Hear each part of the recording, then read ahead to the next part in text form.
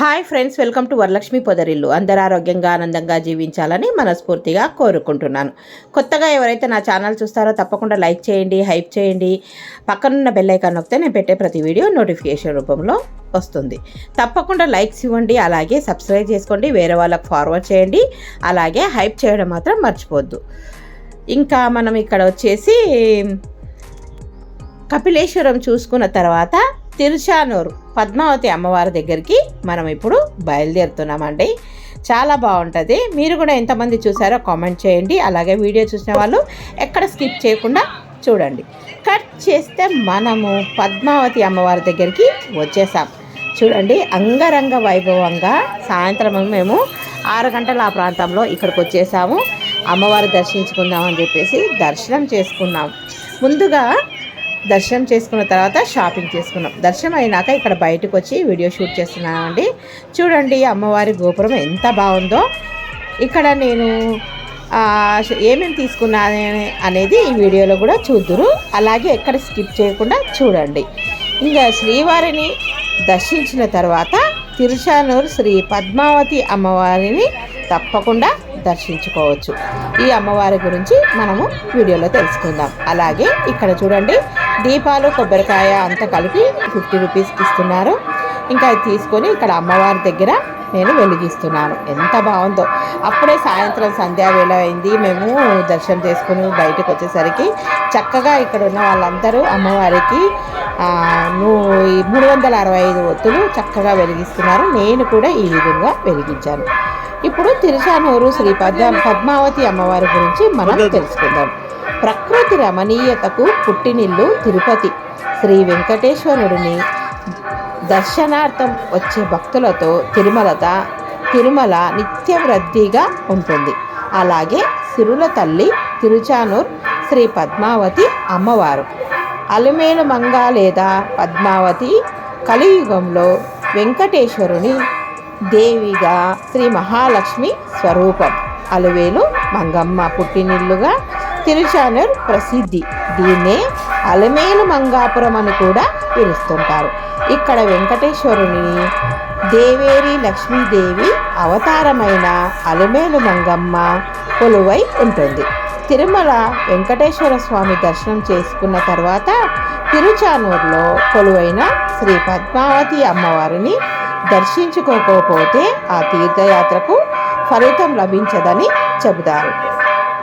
శ్రీనివాసుని దేవేరులుగా అలమేలు మంగ, లక్ష్మి, భూదేవి, శ్రీదేవి, పద్మావతి, ఆండాలు, గోదాదేవి, బీబీ నాంచారి వంటి అనేక పేర్లు పేర్కొనబడడం వల్ల సామాన్య భక్తులతో కొంత అయోమయం నెలకొంటుంది.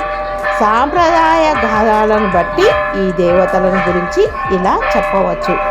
శ్రీదేవి అంటే లక్ష్మి, భూదేవి ఇరువురు శ్రీ మహావిష్ణువుకి వరించిన దేవతలు. ఉత్సవమూర్తి అయిన మలయప్ప స్వామి ఉభయవనాంచారులతో కలిసి ఉన్నాడు. తిరుచానూరులో అమ్మవారు కొలువడానికి ఒక పురాణ గాథ ఉంది. ఇక్కడ చూడండి ఎంత చక్కగా అమ్మవారి గోపురము ఇవైతే లైటింగ్తో చాలా బాగుంది. ఇంకొకసారి మనము అమ్మవారి గురించి తెలుసుకుందామా. అమ్మ ఒక్కో అవతారంలో ఒక్కోలా ఉంటుంది. అమ్మ ఒక్కో అవతారంలో ఒకేలా ఉంటుంది. అయినా పరమపదంలో ఉండే ఆమె లక్ష్మీదేవిగా ఉంటుంది. ఆయన వరాహస్వామిగా వస్తే ఆమె భూదేవిగా అవతరించి, ఆయన రాముడైతే ఆమె సీతగా వచ్చింది. ఆయన శ్రీనివాసునిగా వచ్చినప్పుడు ఆమె పద్మావతీదేవిగా అవతరించింది.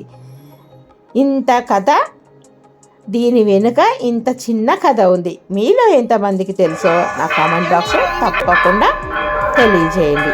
అలాగే శ్రీమన్నారాయణుని దర్శనార్థం కార్యవైకుంఠానికి భృగు మహర్షి వచ్చినప్పుడు శ్రీమన్నారాయణుడు భృగు మహర్షిని గమనించలేదని ఆగ్రహించాడు. ఆయన ఆగ్రహాన్ని అణిచివేయడానికి శ్రీ మహావిష్ణువు ఆయన కాళ్ళు పట్టుకొని భృగు మహర్షి కాలిలో ఉన్న 3వ కన్నుని పీకేశాడు. ఇది చూసి భరించలేకపోయింది అమ్మ లక్ష్మీదేవి. వెంటనే అక్కడి నుంచి వచ్చి పద్మ పుష్కరిలో ఉండిపోయింది. కొంతకాలం అయ్యాక ఆమె పద్మావతీదేవిగా ఆకాశరాజుకి పద్మపుష్కరిణిలో లభించిన ఆయన వద్ద పెరిగింది. ఆమెను వెతుకుతూ శ్రీమన్నారాయణుడు శ్రీనివాసుడై శేషాచలం చేరుకున్నాడు. ఆ తర్వాత శ్రీనివాసుడు పద్మావతీదేవిని వివాహం ఆడటం జరిగింది. ఇదండి మంగపట్నం, మంగాపురము, తర్వాత తిరుచానూరు, ఇన్ని పేర్లతో కలిగిన అమ్మవారి చరిత్ర. ఇక్కడ నేనైతే కీ చైన్స్ తీసుకుంటున్నాను. దానిపైన ఈ అబ్బాయి అయితే చక్కగా అక్షరాలను అంటే మన పేర్లను లెక్కిస్తున్నాడు. నాకు ఎంతగానో నచ్చినాయండి. ఇవి అయితే చాలా షాపింగ్ చేశాను. ఇలాంటి కీ చైన్స్ మీలో ఎంతమంది ఇష్టంగా తీసుకుంటున్నారో నా కామెంట్ బాక్స్లో తప్పకుండా తెలియజేయండి. ఇంకా మన కథ అయిపోయలేదండోయ్. అలాగే వెంకటేశ్వర స్వామికి పురుషాంకారం అమ్మ పద్మావతి, ఆమెకే అలమేలు మంగ అని కూడా పేరు. అందుకే తిరుమల దర్శించుకునే ముందు అమ్మవారిని దర్శించడం మన సాంప్రదాయం. అందుకే మన ఆలయాల్లో అనేక ఆమెకొక సన్నిధి ఉంటుంది.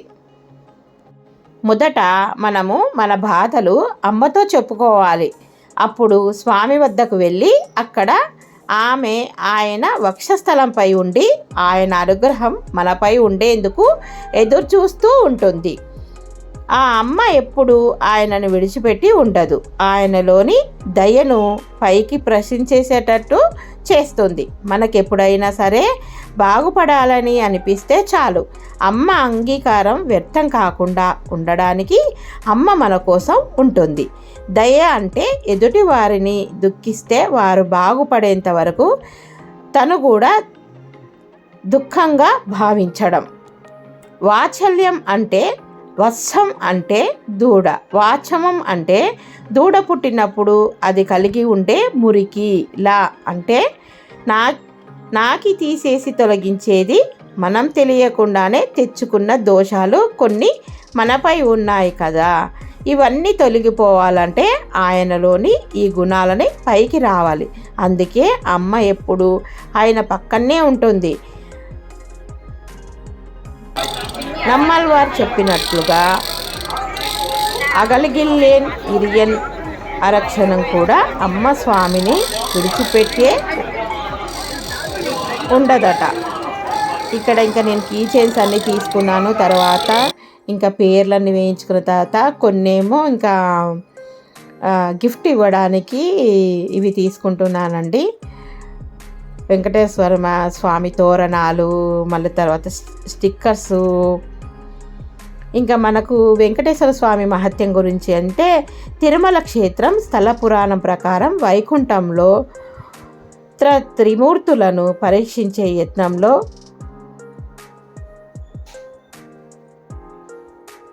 ఇక్కడ చూడండి కీ చైన్స్ ఎంత బాగున్నాయో, భలే బాగా చెక్కినాడు కదా. పేర్లు మధ్యలోనే కథ నాపేశాను కదా, ఎంత బాగున్నాయో. ఇక్కడైతే ఇంకా మళ్ళీ తర్వాత దగ్గర నుంచి కీ చైన్స్ని చూపిస్తున్నారు. చూడండి ఎంత బాగున్నాయో. మీరు కూడా ఇలాగే షాపింగ్ చేశారా?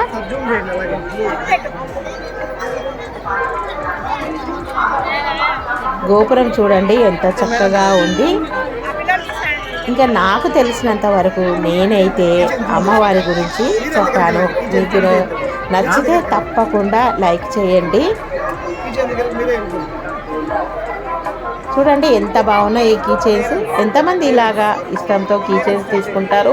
వీడియో నచ్చితే తప్పకుండా లైక్ చేయండి. అలాగే ఇంకా ఇవన్నీ షాపింగ్ అయినాక మళ్ళీ మనం మన ఊరికి బయలుదేరాం. ఇంకా చూడండి మేమైతే కార్లో వాటర్ మిలన్స్ కొనుక్కొని తినుకుంటూ మళ్ళీ ఇంకా మన ప్రయాణం కొనసాగింది. వీడియో నచ్చితే తప్పకుండా లైక్ చేయండి, అలాగే సబ్స్క్రైబ్ చేసుకోండి, హైప్ చేయండి. Thank you for watching. Please subscribe. Bye. మరో మంచి వీడియోతోని